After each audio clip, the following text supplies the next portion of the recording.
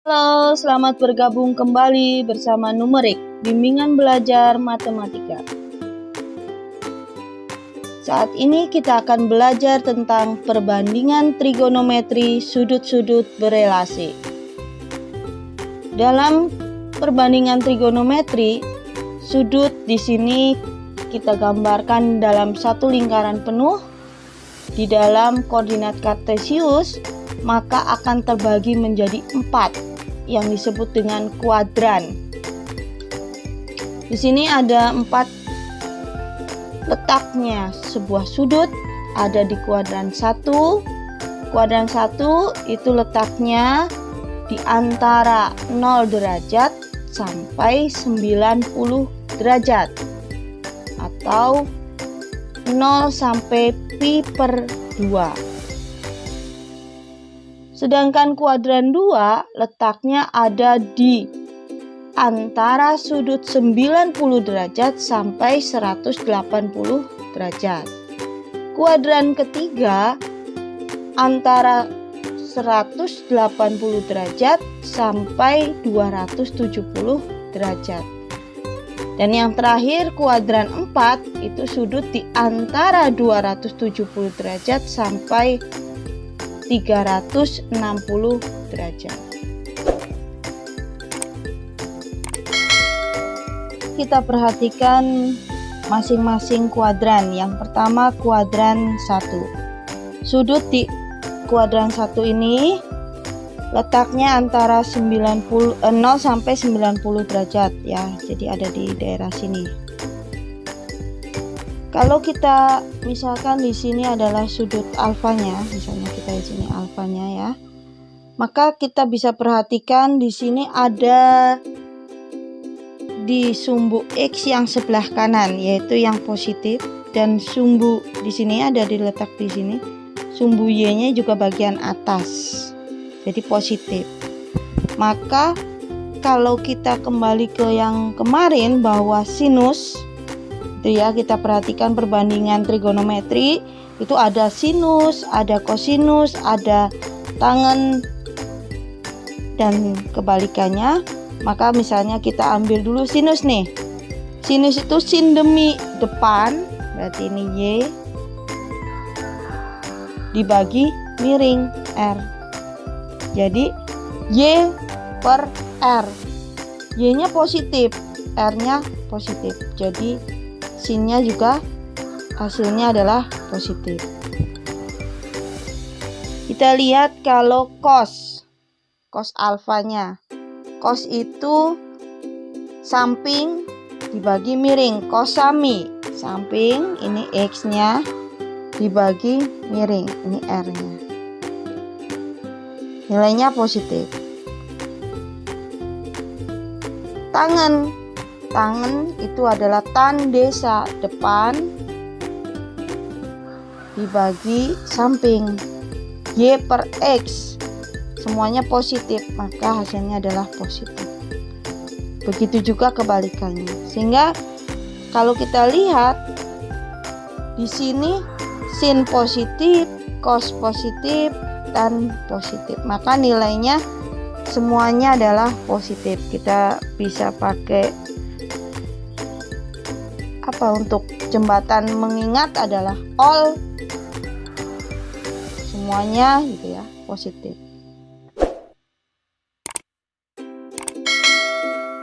Kita lanjutkan sudut di kuadran 2. Jadi kalau sudut di kuadran 2 letaknya ada di antara 90 derajat sampai 180 derajat. Ini kita perhatikan dia ada di sumbu Y yang positif di sini ya, atas, dan berada di sumbu X sebelah kiri. Jadi tandanya adalah negatif. Kalau sin itu adalah Y per R ya. Y-nya itu positif, berarti R-nya positif, berarti sin positif. Sedangkan cos itu X per R, di sini X-nya negatif. Jadi cos alfa itu hasilnya negatif. Sedangkan tan itu Y per X, X-nya negatif, maka hasilnya tangennya adalah negatif. Jadi yang positif di sini itu hanya punyanya sin dan kebalikannya, yaitu kosekan gitu. Jadi kalau kita mengingat satu aja, sin aja gitu ya, kosekan juga ikut dengan sendirinya. Maka di kuadran 2 ini yang nilainya positif adalah sin.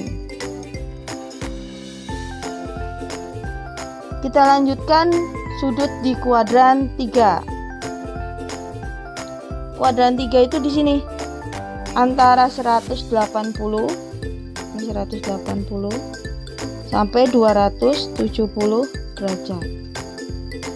Nah, kita lihat di kuadran 3 itu X-nya sebelah kiri negatif, lalu Y-nya di bawah juga negatif. Maka kalau kita perhatikan sin itu Y per R, Y-nya negatif, berarti dia hasilnya sinnya negatif. Cosnya X per R, X-nya negatif, R-nya positif, maka cosnya hasilnya adalah negatif. Sedangkan tan itu Y per X, Y-nya negatif, X-nya juga negatif. Negatif dibagi negatif hasilnya positif. Jadi yang positif di sini hanya tangen dan kotangen. Jadi kalau kita ingat hanya tangennya saja. Jadi kalau kuadran 1 all, kuadran 2 sin, kuadran 3 tan. Kita masuk ke kuadran 4. Kuadran 4 itu ada di sini. Nah, yaitu letaknya antara 270 ya sampai 360. Di sini kita lihat dia ada di X ini, sumbu X-nya positif, di sumbu Y-nya yang bawah negatif. Jadi di sini positif, X-nya, Y-nya negatif. Sehingga perbandingannya sin itu tadi Y per R, Y-nya negatif, R-nya positif, maka hasilnya sinnya adalah negatif. Cos X per R, X-nya positif, R-nya positif, jadi cosnya nilainya adalah positif. Tan itu Y per X, Y-nya negatif, X-nya positif, hasilnya adalah negatif. Sehingga yang positif itu adalah nilai dari kosinus dan kebalikannya yaitu sekan. Maka kita ingat dari 1 sampai 4 jadi all sin tan cos, itu nilai atau rumahnya yang nilainya positif.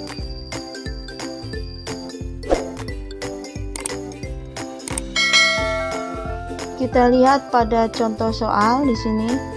Tentukan nilai dari sin 135 derajat, cos 210 derajat, tan 315 derajat, cos negatif 60 derajat. Yang pertama, sin 135 derajat itu sama dengan berapa nilainya?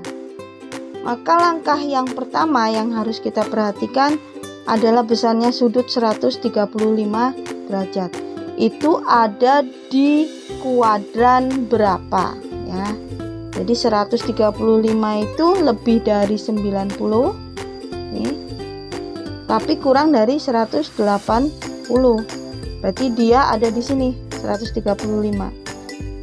Ada di kuadran 2. Nah, kita ingat lagi. Di kuadran 2 itu rumahnya siapa atau yang nilai positifnya itu siapa? Kan masih ingat di sini all, di sini adalah sin.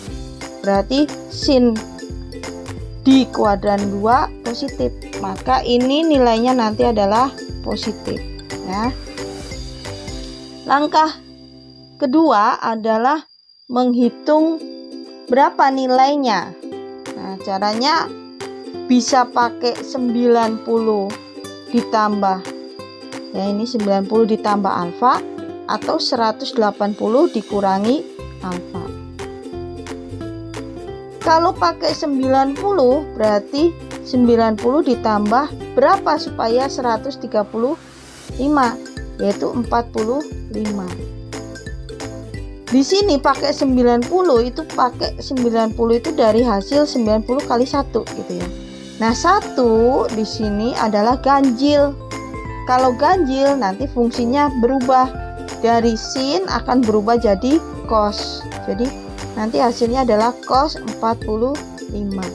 Kalau cos 45 berarti nilainya adalah setengah akar 2. Kembali sin, tadi awalnya itu kan sin soalnya.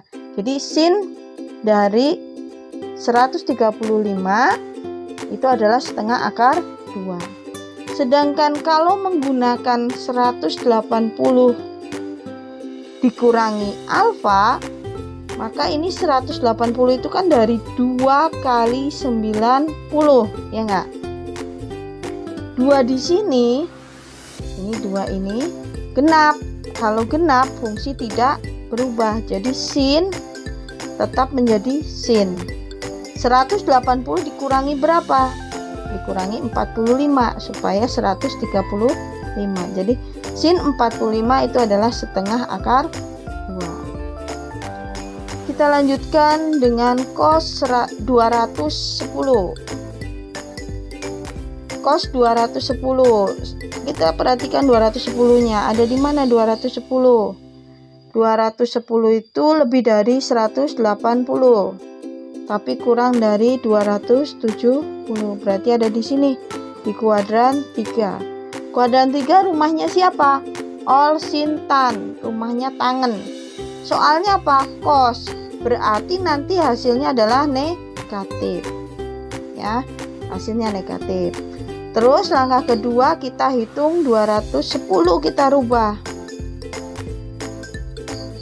Ya, 210 pakai aja yang genap ya, pakai 180.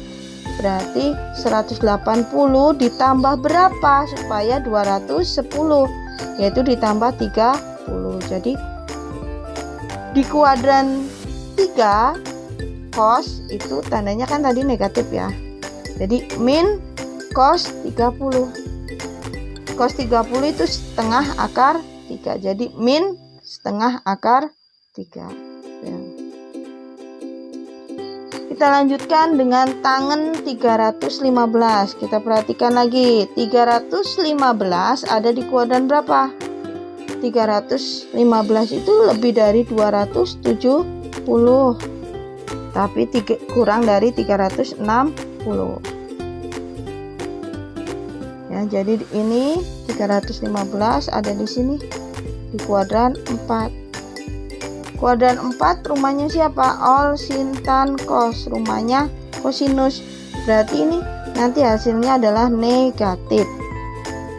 Lalu kita rubah langkah yang kedua, 315 kita rubah pakai yang genap, yaitu 360. Dari ini 4 kali 90, ya enggak?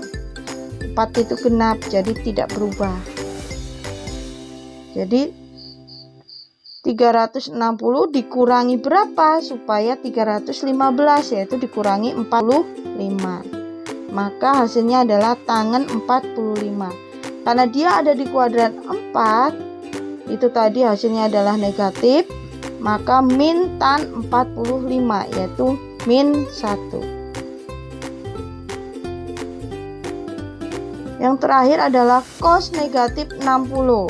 Nah, 60 itu ada di sini. Ada di kuadran 1. Berarti kalau negatif 60 lawannya ada di bawahnya, yaitu min 60. Ada di kuadran berapa ini? Di kuadran 4. Kuadran 4 rumahnya siapa? All sin tan cos. Jadi rumahnya sendiri di sini cos. Berarti nanti hasilnya adalah positif. Cos tinggal kita menghitung cos 60 berapa? Adalah setengah.